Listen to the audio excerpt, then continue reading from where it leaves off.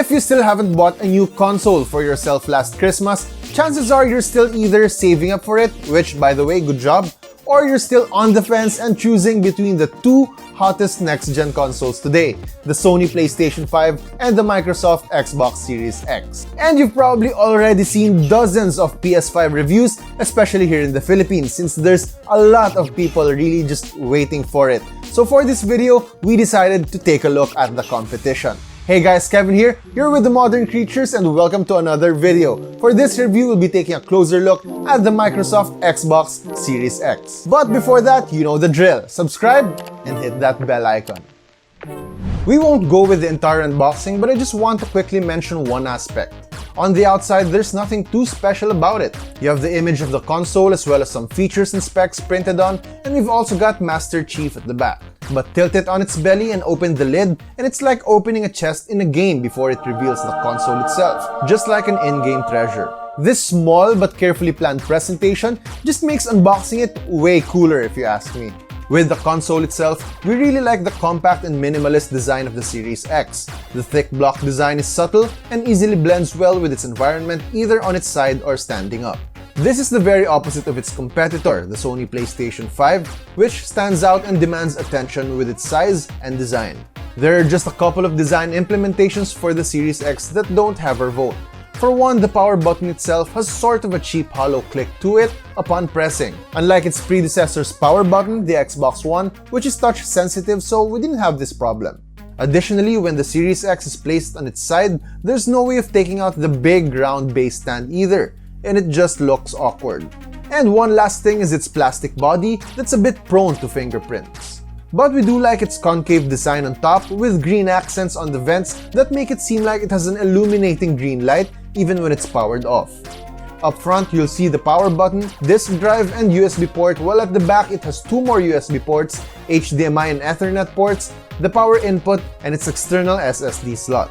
Nothing major has changed with the new Xbox Series X controller, and it almost looks and feels the same as the controller for the Xbox One. That's not a bad thing though, since it's ergonomically built and can be comfortably used for hours. There have been subtle changes to the design, and one is the addition of textured bumps found on the shoulder buttons and triggers, which add a bit more grip to the controller. It's also slightly smaller when compared to its predecessor. Another new thing for the Series X controller is its share button. I know, better late than never, right?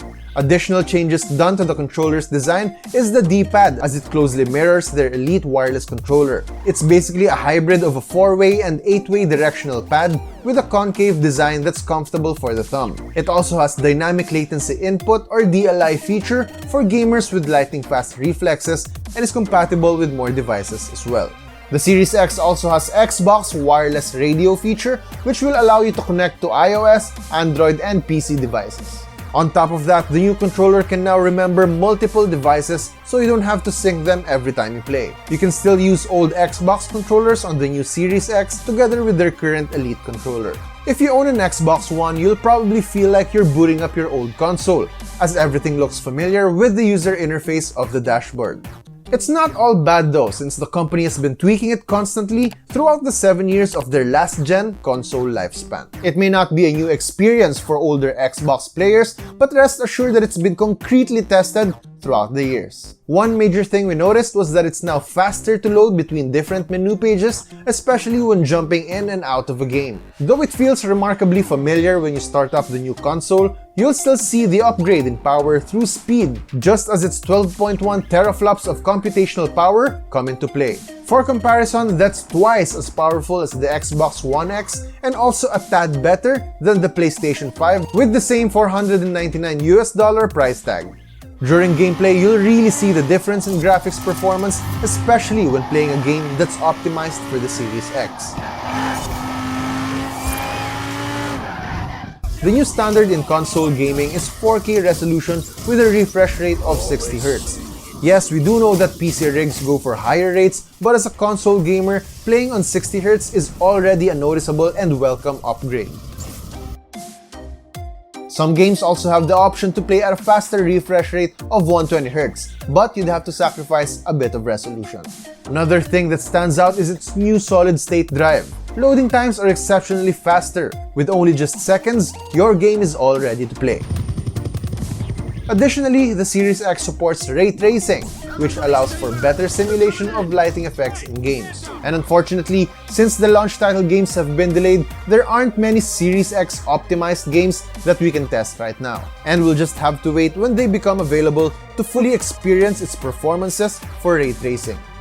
Other features we found useful include the quick resume option. You can now jump out of one game and open a new one while leaving the previous game suspended. And anytime you want to switch back to it, you can easily do so just like jumping from a phone's app to another. We even tried suspending up to 5 games at a time, and the Series X still ran fast and without hiccups.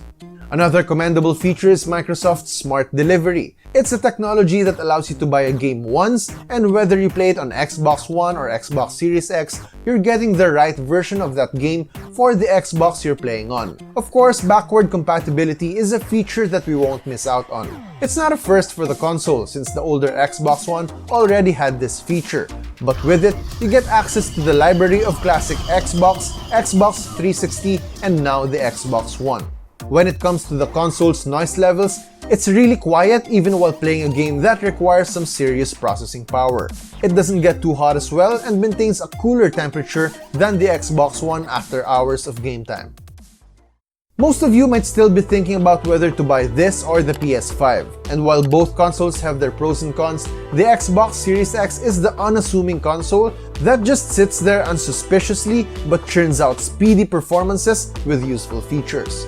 The Series X is quiet and compact in size for the power it carries. Comparing its specs side by side with the Sony PlayStation 5 also shows that it has more crunching power for the same price of $499, although it's more expensive here in the Philippines. And on top of those, it gives you convenient features like quick resume that lets you jump in and out of multiple games. And that's about it for the Microsoft Xbox Series X. As always, visit our website and follow us on our social media pages for more news, features, and reviews. Once again, that's it for me. I'm Kevin. Thank you so much for watching. I will see you on the next video. On my way!